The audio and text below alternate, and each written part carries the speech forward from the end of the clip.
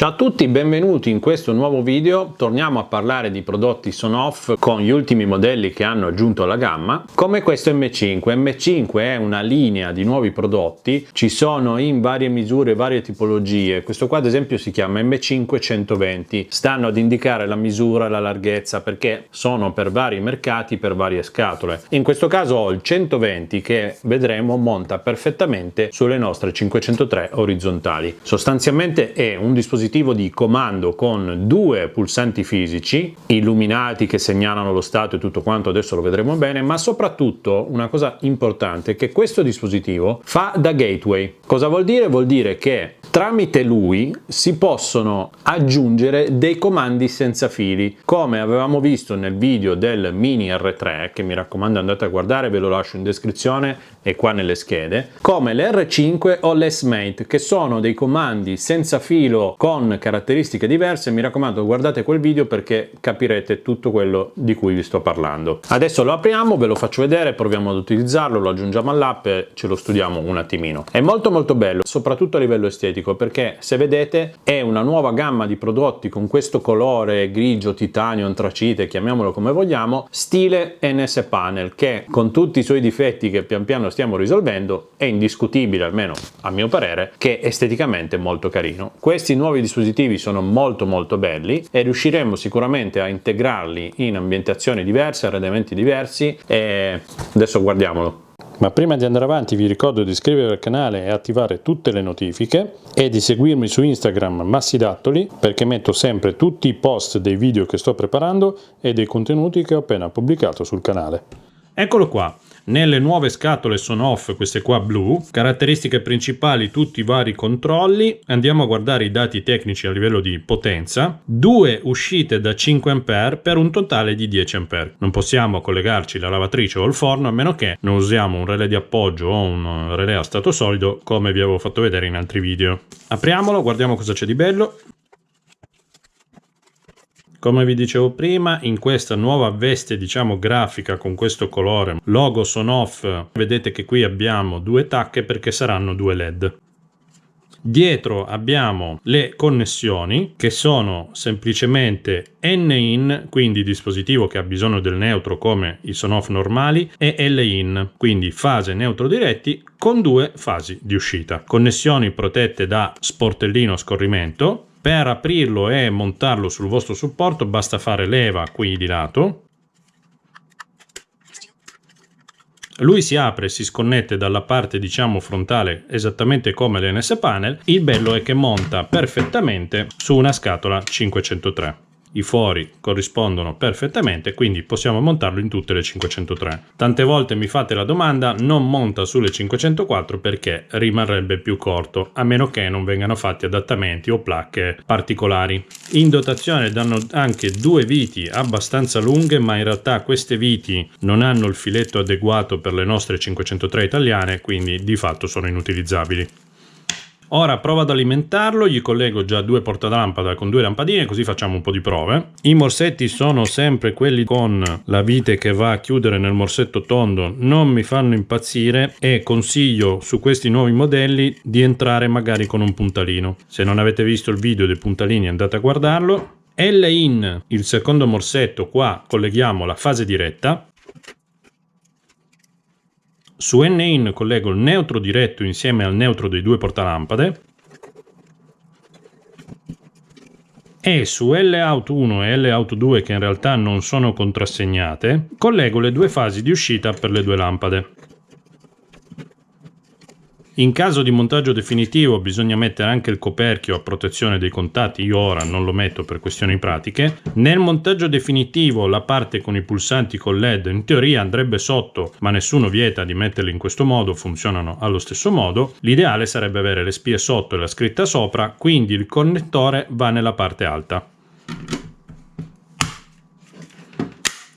Bisogna chiuderlo che rimanga ben ancorato su tutti i lati. Ora lo aggiungiamo all'app WeLink e facciamo un po' di prove. Dispositivo che si aggiunge in modalità Bluetooth, quindi dovete avere il Bluetooth attivo sul telefono. Apriamo la nostra app WeLink, alimentiamo il dispositivo.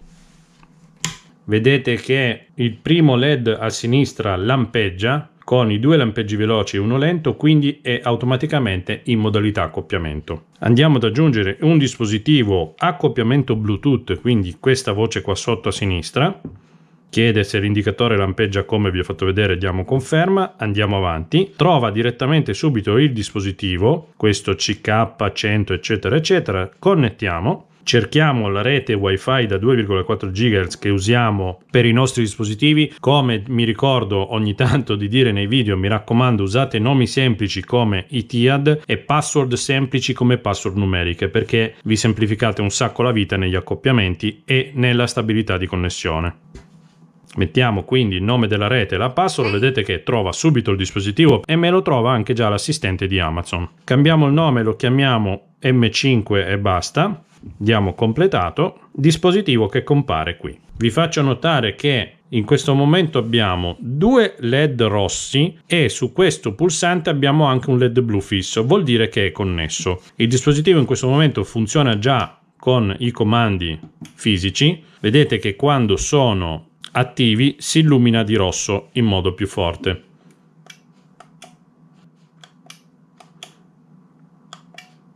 Quindi rimane una luce rossa leggera leggera per trovare il comando e una luce rossa più forte quando si attiva. Sul pulsante di sinistra abbiamo anche questo LED blu che rimane a dare fastidio, vediamo se si può disattivare. Entriamo quindi nel dispositivo. Intanto abbiamo subito un aggiornamento firmware da fare, lo facciamo, quindi 3 puntini, versione attuale 1.1.0, c'è già la 1.2.1, aggiorna ora, diamo conferma.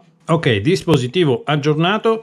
Già che siamo qui, diamo un'occhiata alle impostazioni, solite impostazioni dei Sonoff. Vedete che c'è la voce sotto dispositivi WeLink 0D8 e la stessa voce che abbiamo anche nel Mini R3, per questo vi invitavo a guardare il video di quel dispositivo, per non ripetere semplicemente le stesse cose e fare un video inutile di mezz'ora. Notifiche push vuol dire che ci avvisa quando vengono abilitate o disabilitate le uscite. Ecco, indicatore di rete, secondo me ci dà la possibilità di spegnere il LED blu. Facciamo subito una prova. Perfetto, vedete che si è spento? Quindi in questo caso abbiamo solo i 2 LED rossi molto leggeri che diventano molto più luminosi quando l'uscita è abilitata. Retroilluminazione. Abbiamo, ecco, la possibilità di aumentare anche la retroilluminazione. Andiamo in retroilluminazione, adesso vedete che è al minimo. Se la alziamo al massimo, vedete che diventano molto più visibili quando sono spenti, però la differenza diventa minore quando sono accesi. La luminosità del LED a uscita abilitata rimane la stessa, quindi conviene trovare una via di mezzo, tipo così, almeno riusciamo a notare la differenza. Stato all'accensione, ovviamente spento, acceso o ultimo stato. Io consiglio sempre ultimo stato perché se per caso va via la corrente ed erano spente, tornano spente, se erano accese, tornano accese. Impostazione di inching, quindi la possibilità di dare un tempo all'abilitazione dell'uscita. Abbiamo una nuova funzione, praticamente può funzionare anche al contrario, quindi quando lo spegniamo dopo un po' di tempo si accende. Noi eravamo abituati a usare l'inching che quando lo accendiamo dopo un po' di tempo si spegne, qua si può fare anche al contrario. Facciamo subito una prova. Allora, il canale 1, accensione temporizzata on, ok, dopo facciamo 5 secondi e la salviamo. Quindi usciamo, accendiamo il canale 1 e lui sta acceso. In teoria adesso, dopo che lo spengo, nel tempo del lynching dovrebbe riaccenderlo.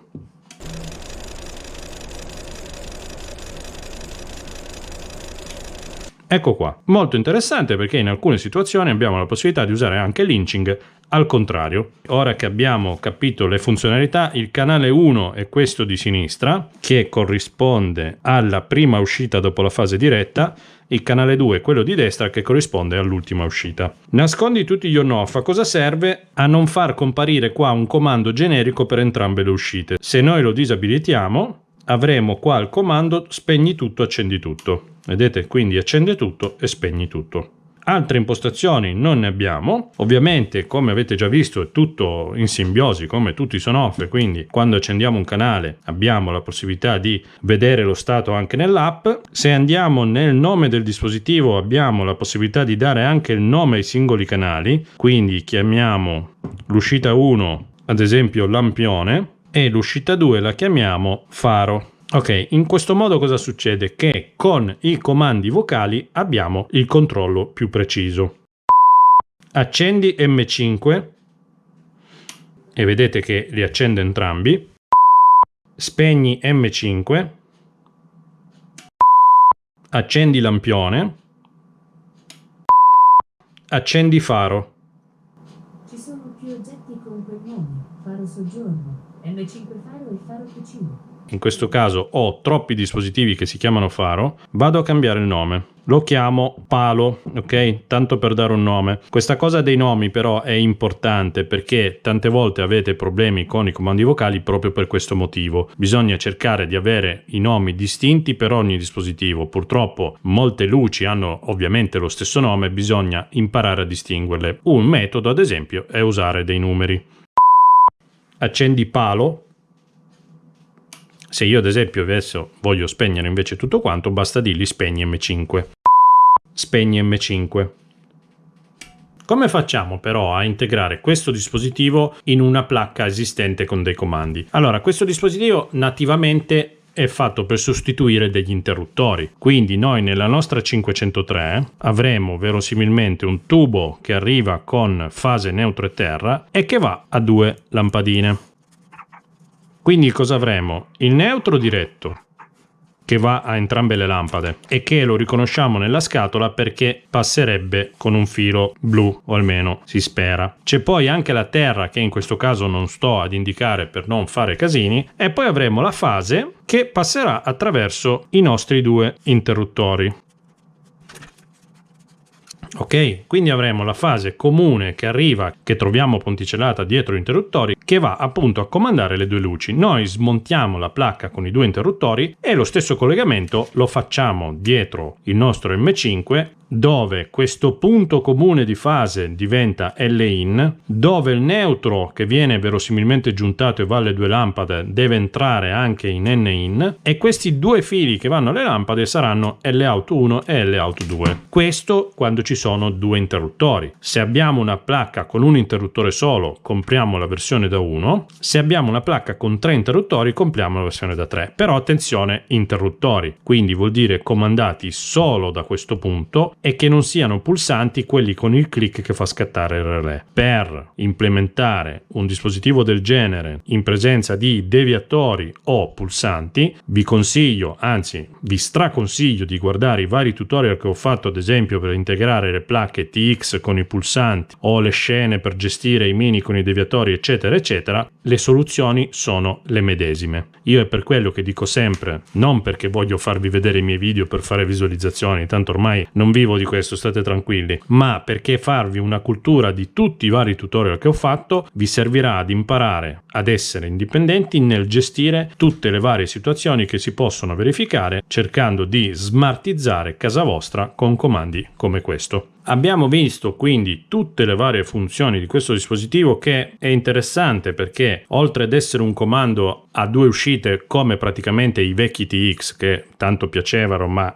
che magari il touch non era proprio fantastico, qui abbiamo un pulsante fisico che secondo me è migliore. Esteticamente sono carini e hanno alcune chicche interessanti, tipo tutto il controllo della luminosità e il lynching che funziona al contrario, che è una cosa nuova che mi piace parecchio, ma soprattutto il discorso dei dispositivi via radio. Ora, io ho fatto delle prove e vedete che io cerco di dirvi la verità, perché non è che bisogna per forza spingere un prodotto anche se ha dei difetti. Un errore lo feci, tra virgolette, quando ho presentato l'NS Panel, che mi piaceva tantissimo. In effetti quando hanno iniziato a consegnarlo abbiamo avuto delle problematiche che però mano a mano stanno risolvendo. Questo dispositivo mi piace molto, ma ad esempio ho trovato già un bug, perché nei sottodispositivi via radio, se provo ad aggiungerli, mi dice che con il firmware attuale non è possibile farlo e dice di aggiornarlo, ma se io clicco aggiorna mi dice che è già l'ultima versione, quindi di fatto al momento non si riescono a controllare i dispositivi radio. Vedremo ovviamente se ci saranno degli aggiornamenti da parte di Etihad sulla gamma Sonoff per questo M5. Al momento di fatto non si riesce ad utilizzare. Una prova che posso fare è spegnerlo e riaccenderlo, vedere se magari si riprende. Ok, dispositivo che è tornato online, uscite che funzionano regolarmente. Proviamo ad aggiungere un sottodispositivo. Niente. Abbiamo sempre lo stesso problema. Un'altra cosa che volevo verificare è se si poteva aggiungere il widget all'NS Panel. M5 si può aggiungere. quindi supportato me lo mette qua nella lista dei widget, e ovviamente è un dispositivo che possiamo integrare in qualsiasi scena vogliamo, perché andando a creare una scena vedete che in tutti i dispositivi intelligenti compare anche l'M5 con le due uscite separate, quindi possiamo usarlo al 100%. Andiamo a vedere come risulta visibile sull'NS Panel. Ok, quindi sull'NS Panel lo troviamo in mezzo a tutti i widget, vedete M5, abbiamo semplicemente il controllo diretto delle due luci che vengono accese o spente. Niente di che, semplicissimo però presente.